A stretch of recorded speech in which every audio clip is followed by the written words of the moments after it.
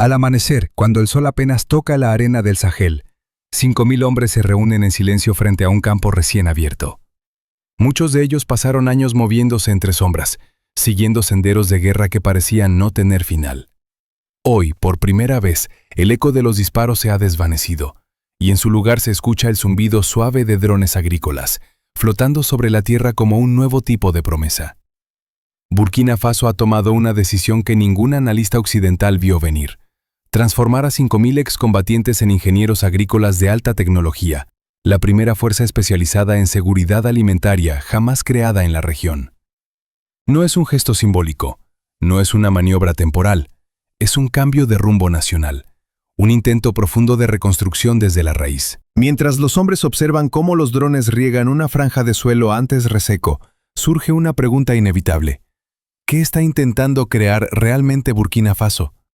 Washington calificó el programa como una reintegración social avanzada, palabras elegantes que ocultan un matiz importante: la sorpresa y quizá la preocupación de ver a un país africano desarrollar un modelo propio, independiente, sin moldes occidentales.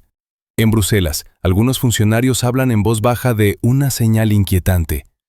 Pero aquí, en el corazón del Sahel, esta transformación no se vive como un riesgo, sino como un renacimiento. Como si la tierra, que siempre había sido dura e impredecible, por fin estuviera dispuesta a aceptar un nuevo pacto con sus hijos. Antes de seguir, déjame preguntarte algo de forma directa. Si este cambio importa para el futuro de África, escribe tu ciudad abajo. Porque este no es un programa técnico ni una simple política agrícola.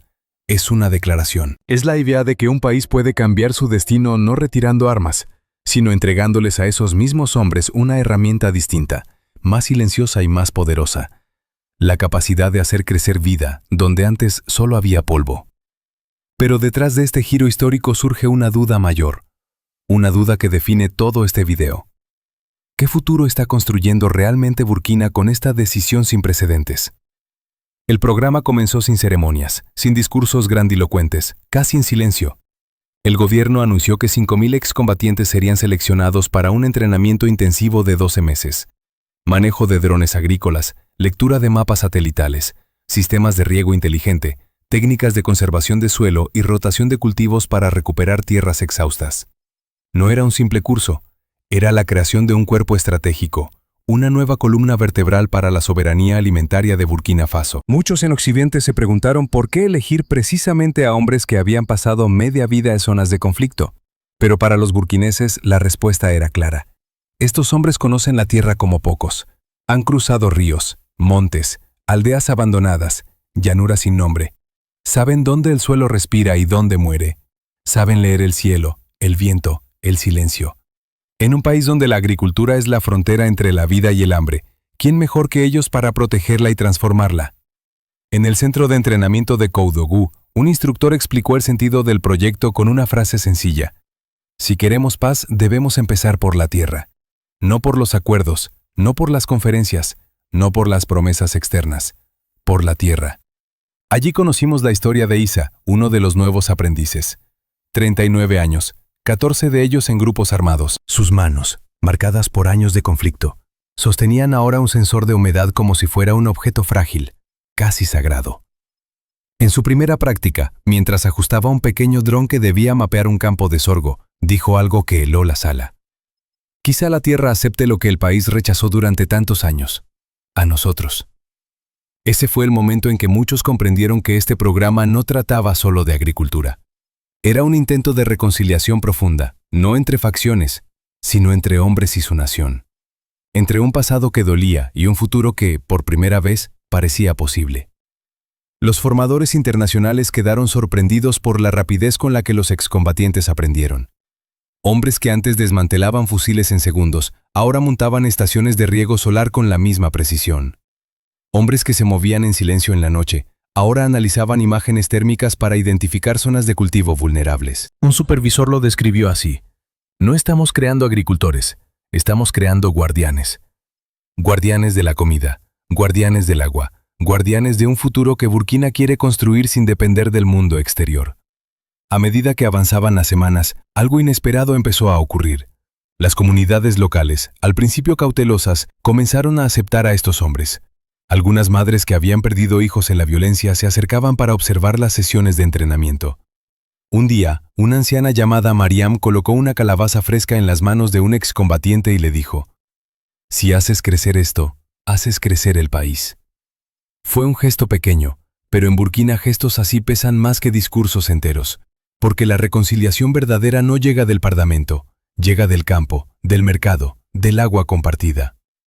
Y sin embargo, mientras este movimiento silencioso avanzaba dentro del país, el exterior empezaba a hacer sus propias lecturas. Washington veía innovación, pero también una señal de que Burkina estaba diseñando un modelo que podía replicarse en otros países africanos, reduciendo la necesidad de ayuda extranjera.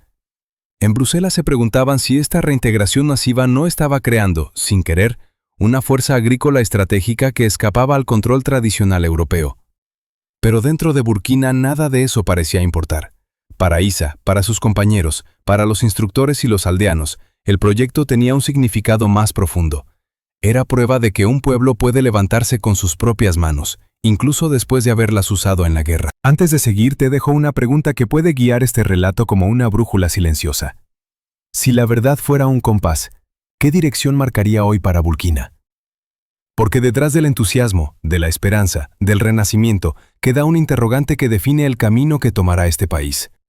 ¿Qué vio realmente el mundo en este movimiento inesperado y por qué comenzó a inquietarse? El punto de inflexión llegó cuando un informe reservado comenzó a circular discretamente en Washington. No era un documento alarmista, pero su encabezado dejaba clara la preocupación. A New African Model Could Be Emerging. Un modelo que combinaba seguridad, reconciliación y producción agrícola en una sola estrategia. Un modelo que no dependía de préstamos, ni de fuerzas externas, ni de la tutela habitual de organismos internacionales. De pronto, lo que Occidente había celebrado como un programa de reintegración ejemplar empezó a verse desde otro ángulo. Burkina no solo estaba recuperando a 5.000 hombres, estaba construyendo una fuerza capaz de reescribir la economía rural del Sahel. Una fuerza disciplinada, entrenada, profundamente motivada y, sobre todo, leal a un proyecto propio. Era una novedad inquietante. En Bruselas, algunos analistas plantearon una pregunta que hasta entonces nadie se atrevía a formular. ¿Qué pasará si Mali y Níger imitan este modelo? La idea de una franja del Sahel capaz de producir alimentos de forma autónoma y libre de la dependencia del trigo europeo, del arroz asiático o de la ayuda humanitaria, activó alarmas silenciosas. No por hostilidad, sino por el cambio de equilibrio que esto implicaría en el futuro del continente. Los periódicos europeos se dividieron. Unos lo calificaban como un proyecto esperanzador, la señal de un África que toma su destino en las manos. Otros advertían de riesgos de militarización agrícola, incapaces de comprender que estos hombres, por primera vez, estaban siendo dirigidos hacia la tierra, no hacia la violencia. Mientras tanto, en África, la reacción fue completamente distinta. Radios comunitarias en Bamako hablaban de un camino nuevo. En Niamey, líderes rurales pedían replicar el proyecto antes de la próxima estación de lluvias. En Ouagadougou, jóvenes voluntarios se presentaban espontáneamente para apoyar a los excombatientes en tareas de siembra y mantenimiento. Era como si algo más grande que un programa gubernamental hubiera sido activado, un sentimiento de dignidad colectiva. En los mercados agrícolas, las conversaciones eran intensas. «Si ellos pueden, nosotros también», decía un agricultor de Kaya. Y un anciano del norte, acostumbrado a ver la tierra luchar contra él durante décadas, comentó ante las cámaras locales: «Un país que transforma soldados en agricultores puede transformar cualquier cosa». Ese fue el momento en que la narrativa cambió. Lo que empezó como una política doméstica se convirtió en un mensaje regional. África puede rehacerse desde dentro. Puede curar heridas antiguas sin pedir permiso. Puede construir seguridad no solo con armas, sino con cosechas. En Washington, el debate interno se endureció. Algunos consejeros defendían que el programa debía ser respaldado públicamente, como símbolo de estabilización regional. Otros advertían que si esta fórmula burkinesa se expandía, podría reducir la influencia estadounidense en zonas donde la ayuda alimentaria había sido históricamente un canal de presencia política. La pregunta que nadie quería pronunciar en voz alta era simple. ¿Qué ocurre cuando un país deja de necesitar lo que tú le ofreces? Al mismo tiempo, los diplomáticos europeos analizaban el impacto en la cooperación agrícola. Si Burkina lograba duplicar su rendimiento en 5 años, como sugerían los primeros estudios, La narrativa sobre África necesitada perdería sentido, y con ella, décadas de inercia institucional. En medio de esa tensión, en un campo de entrenamiento al sur de Ouagadougou, Isa levantó la vista tras completar un mapeo satelital. El dron había trazado líneas perfectas sobre parcelas recién demarcadas. La pantalla mostraba manchas verdes donde antes solo había tierra desnuda. A su lado, un instructor le dijo: «El mundo te observa, Isa». Él respondió sin apartar la mirada de la pantalla: «Que miren, pero que entiendan lo que estamos haciendo». Antes de avanzar, déjame dejarte una invitación silenciosa, como quien enciende una lámpara en un cruce de caminos. Si este relato te marca un rumbo, anótalo abajo para que otros puedan orientarse también. Porque la pregunta que ahora domina la escena no es técnica, ni política, ni agrícola. Es una pregunta histórica.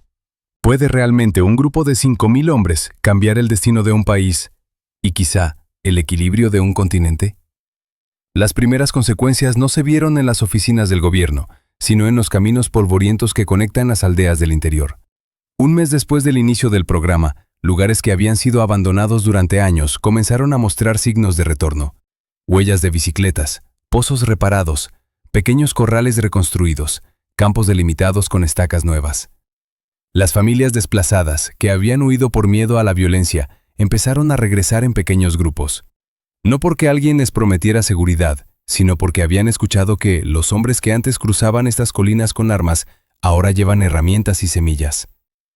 El cambio social fue inmediato. Las escuelas rurales reportaron un aumento inesperado en la asistencia de niños, sobre todo en regiones donde la presencia de grupos armados había hecho imposible la educación. Las madres explicaban a los maestros: «Si los excombatientes trabajan la tierra, nosotros podemos enviar a los hijos sin miedo». En los mercados locales, donde antes predominaba el silencio y la incertidumbre, volvió el bullicio. Mujeres vendiendo sorgo recién molido, hombres midiendo tuberías de riego, jóvenes aprendiendo técnicas de compostaje para ofrecerlas como servicio. Era como si una fuerza invisible hubiera movido las piezas del país. Pero no era invisible. Eran esos 5.000 hombres, dispersos estratégicamente por zonas críticas, convirtiéndose en nodos de estabilidad. A nivel político, la transformación fue aún más profunda.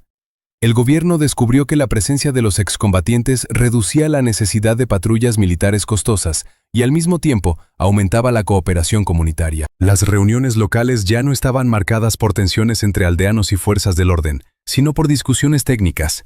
¿Dónde perforar un nuevo pozo? ¿Cómo conservar humedad? ¿Qué parcela podía convertirse en huerto comunitario? Pero la consecuencia más inesperada vino del propio discurso público. Por primera vez en décadas, la nación hablaba menos de defensa y más de cultivo, menos de enemigos y más de temporadas, menos de conflicto y más de rendimientos.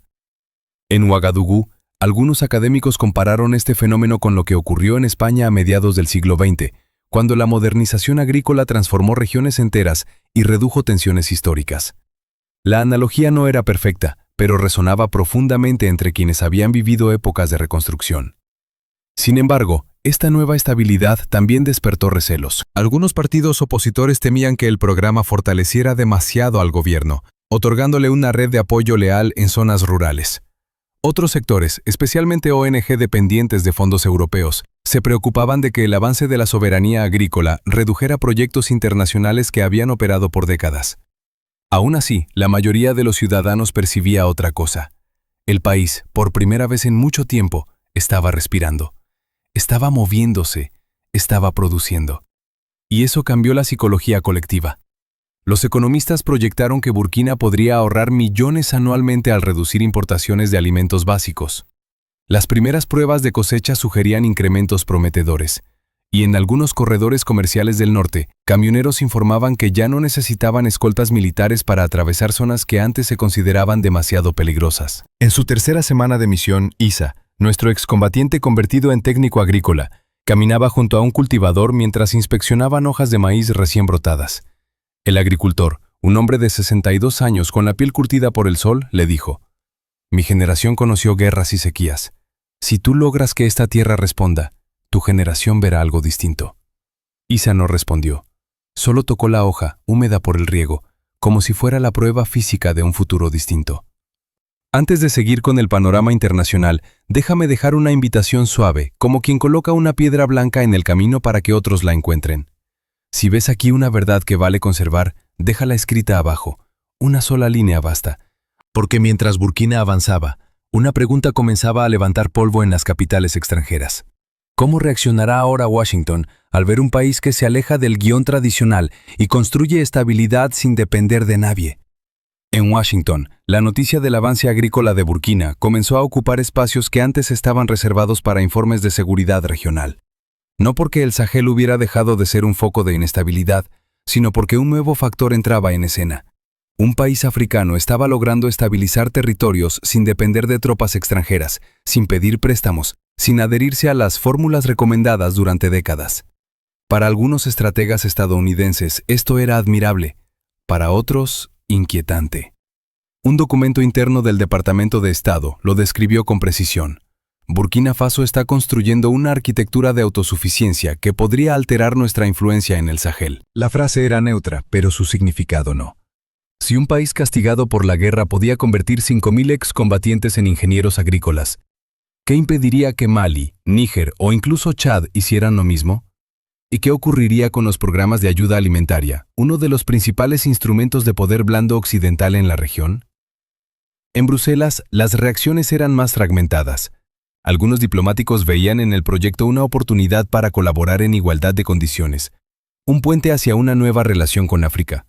Otros temían que la consolidación de un cinturón agrícola soberano debilitara los mecanismos tradicionales de cooperación, especialmente en materias de importación controlada y proyectos financiados por Europa. Un consejero europeo lo dijo sin rodeos. Si Burkina aprende a producir para sí misma, aprenderá a negociar para sí misma. Mientras tanto, en Asia, la lectura era distinta. China observaba con cautela pero con respeto. Un país que fortalece su base agrícola es un país con el que se puede negociar de manera estable. Rusia, por su parte, celebraba el movimiento como una victoria simbólica contra los modelos occidentales. Turquía buscaba oportunidades comerciales. Pero fue en África donde la resonancia fue más profunda. En Accra, un académico ganés resumió el sentimiento continental. Burkina no está construyendo solo comida, está construyendo precedentes. Sudáfrica elogió el programa como un ejemplo de reintegración moderna. Etiopía lo mencionó en debates parlamentarios. Y en Mali y Níger, los ministros de Agricultura lo calificaron como la señal que esperábamos. Mientras todo esto ocurría, en un campo cercano a Bobo Dioulasso, Isa revisaba datos de humedad en una tableta sencilla. No sabía nada de informes internacionales ni de debates geopolíticos, pero cuando vio que un sector reseco empezaba a mostrar niveles aceptables de retención de agua, sonrió con una serenidad que ningún análisis diplomático podía captar. Para él, para Burkina, para miles como él, esto no era estrategia global, era supervivencia, era dignidad. Y sin embargo, la pregunta que el mundo entero comenzaba a formular, desde Washington hasta Beijing, era inevitable. ¿Hacia dónde se dirige África si Burkina demuestra que puede levantarse sola? Cuando el sol cae sobre las llanuras del Sahel, la luz se vuelve roja y dorada, como si la tierra recordara sus dolores antiguos y al mismo tiempo celebrara una esperanza que apenas está brotando. En esa hora tranquila, entre el final del día y el inicio de la noche, Burkina Faso parece un país suspendido entre dos historias, la que vivió y la que está empezando a escribir. Y en el corazón de ese nuevo relato se encuentran esos 5.000 hombres, los mismos que una vez caminaron por caminos oscuros y que ahora encienden pequeñas semillas de vida allí donde antes solo había polvo. Pero este final no trata solo de ellos, trata de algo mucho más grande. Trata de la posibilidad, real, palpable, visible, de que un país pueda levantarse desde dentro, sin esperar salvadores externos, sin depender del guión que otros escribieron en su nombre. Durante décadas, el mundo miró a África como un continente que necesitaba ayuda, dirección, supervisión. Pero lo que está ocurriendo en Burkina es distinto. No es un gesto simbólico, no es una campaña temporal. Es una afirmación profunda. La convicción de que un pueblo puede rehacerse cuando decide que su futuro no será una repetición de su pasado. En una aldea cercana a Tenkodogo, un anciano llamado Sumaila expresó este sentir con una sencillez que ninguna institución internacional podría igualar. Al ver trabajar a los excombatientes dijo: «La tierra no pregunta quién fuiste, solo pregunta qué harás con ella ahora». Y en esa frase está encerrada toda la fuerza del proyecto burkinés. Porque la reconciliación verdadera no consiste en borrar lo ocurrido, sino en construir algo mejor sobre lo que queda. Muchos espectadores en España, sobre todo quienes vivieron épocas difíciles, entenderán esta verdad. En ciertos momentos de la historia, los pueblos deben decidir si continúan definiéndose por sus heridas o por su capacidad de sanarlas. Y eso, justamente eso, es lo que Burkina está intentando. Está convirtiendo la memoria del dolor en una herramienta para el futuro. La disciplina de la guerra en disciplina de trabajo. La experiencia del conflicto en experiencia para proteger cultivos, recursos y comunidades.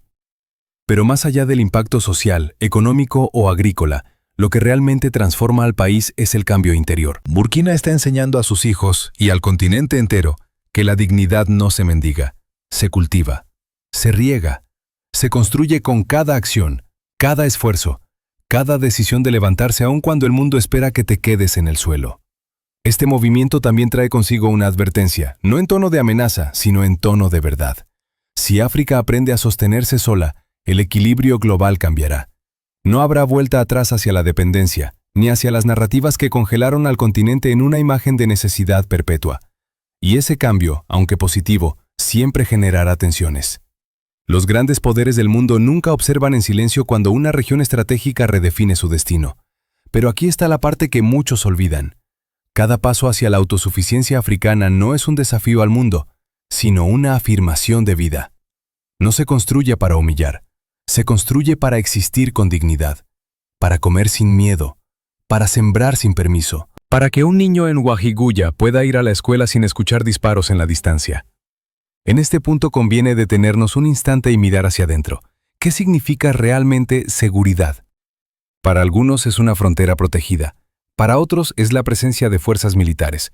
Pero para Burkina, la seguridad empieza en el plato del mediodía, en la semilla que germina, en la cosecha que llega a salvo a un mercado donde las familias vuelven a reunirse. Es un concepto más antiguo que cualquier tratado internacional. La paz nace donde la tierra responde. Durante meses, los analistas occidentales han calculado el impacto político del proyecto, han debatido sus implicaciones económicas, han estudiado sus posibles consecuencias geoestratégicas. Pero quizás han pasado por alto el detalle más importante. Hay una generación entera de hombres que está siendo devuelta a la vida. Hombres que aprendieron a desconfiar del mundo, ahora aprenden a confiar en el crecimiento lento y silencioso de la tierra. Hombres que antes solo veían destrucción, ahora ven brotes verdes. Hombres que durante años fueron definidos por su pasado, ahora pueden definirse por lo que construyen. Esa transformación interior, esa restauración del alma humana, no se puede cuantificar en estadísticas ni en informes. Pero es la base de toda nación estable. Un país no cambia cuando firma acuerdos. Cambia cuando sus ciudadanos descubren que pueden ser más que lo que el destino pareció asignarles. Burkina está demostrando eso ante los ojos del mundo. Y entre todas las reflexiones que deja esta historia, hay una que conviene guardar cerca del corazón. Cuando un país transforma la manera de trabajar su tierra, transforma la manera de trabajar su futuro. Las semillas que Burkina planta hoy no son solo agrícolas, son semillas de identidad, de soberanía, de autoestima colectiva. Son semillas que, si brotan en el Sahel, podrían brotar en cualquier otra parte del continente. Antes de cerrar, quiero dejarte una imagen. Isa, el excombatiente cuyo camino seguimos, observa un campo al final del día. El dron que él maneja ilumina parcelas recién regadas. El aire es tranquilo. La tierra respira. Y en la expresión de Isa hay algo que no se compra, no se negocia, no se impone desde el exterior. La certeza de que un hombre puede cambiar y que un país puede cambiar con él. Y ahora, después de todo lo que hemos visto, después de cada duda, cada esperanza, cada paso de esta historia, queda una sola pregunta abierta para ti, para mí y para todos los que observan este momento histórico. ¿Es así como un pueblo rompe su destino, no con balas, sino con semillas? Y si tú también crees que África merece caminar con dignidad, sostener su propia mesa y escribir su propio futuro, entonces acompaña este mensaje con un gesto sencillo. Si crees que África merece dignidad y autosuficiencia, presiona like y permanece con nosotros.